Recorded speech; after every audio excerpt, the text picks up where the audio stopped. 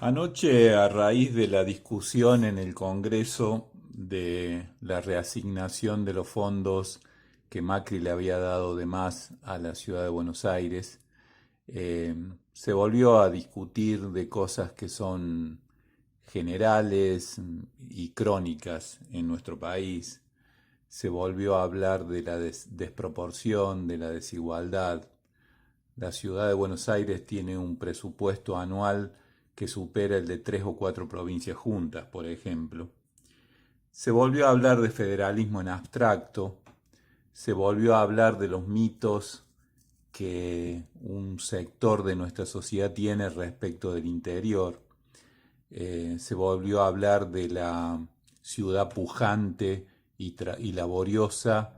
y de los vagos que dormimos la siesta en el interior.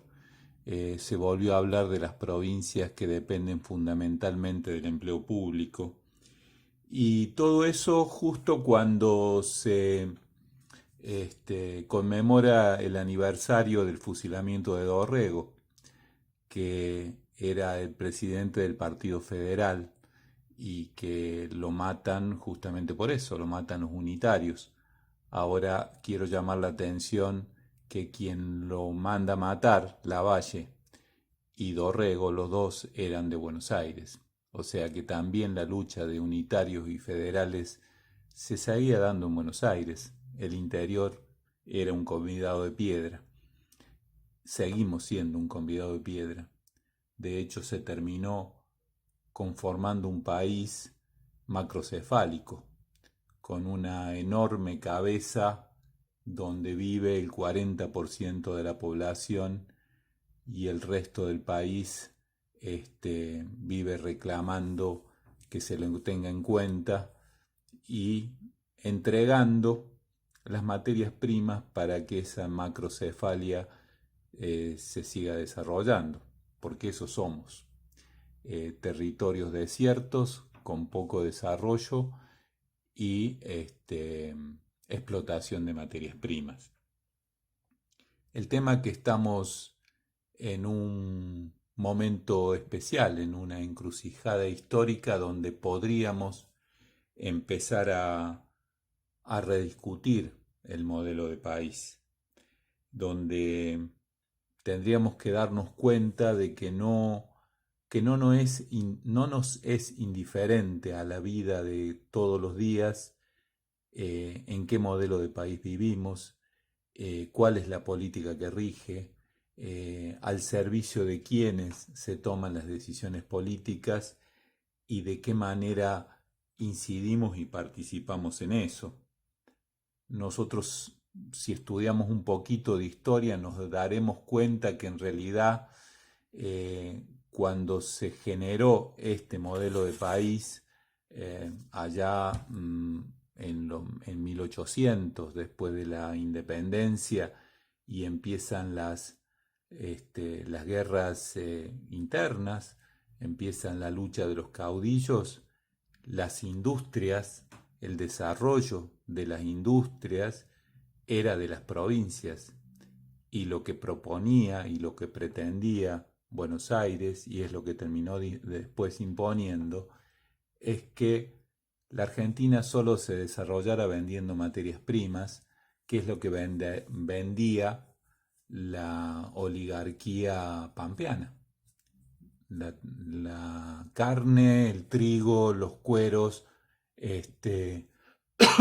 y todo lo demás se compraba, entonces no tenía sentido que se desarrollaran las industrias del interior. Y si alguna se desarrollaba, tenía que pagar el precio de aduana que le cobraba Buenos Aires porque era la propietaria del puerto. Esa era la discusión, eso es lo que terminó generando un modelo de país porque triunfó esa oligarquía pampeana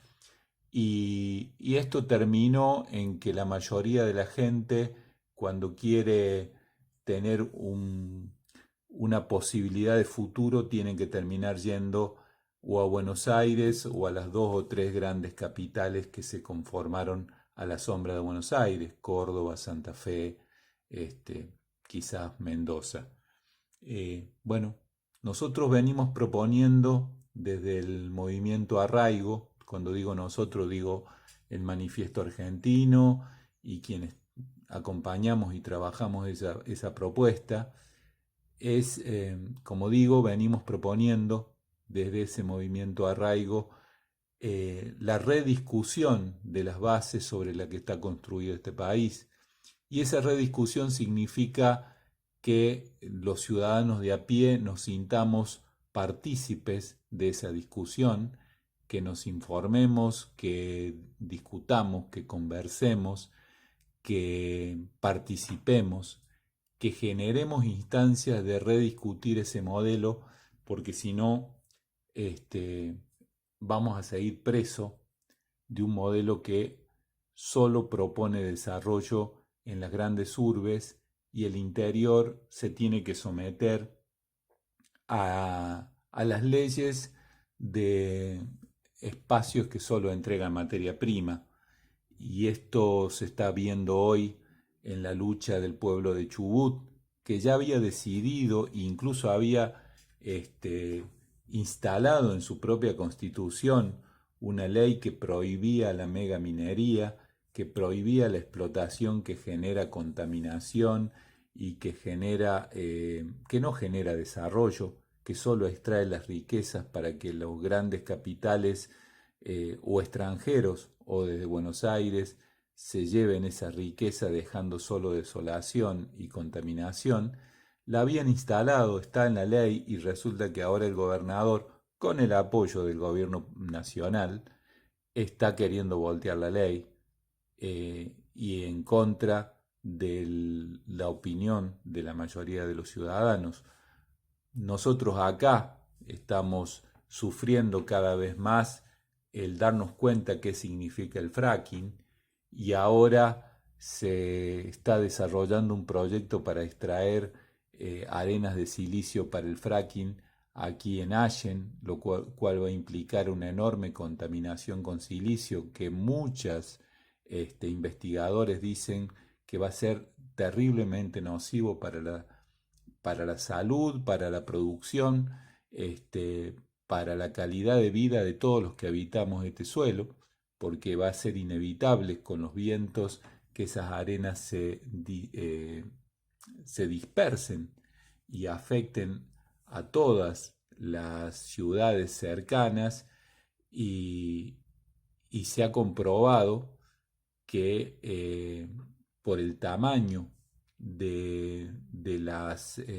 los granos que se explotan son igual de o más nocivos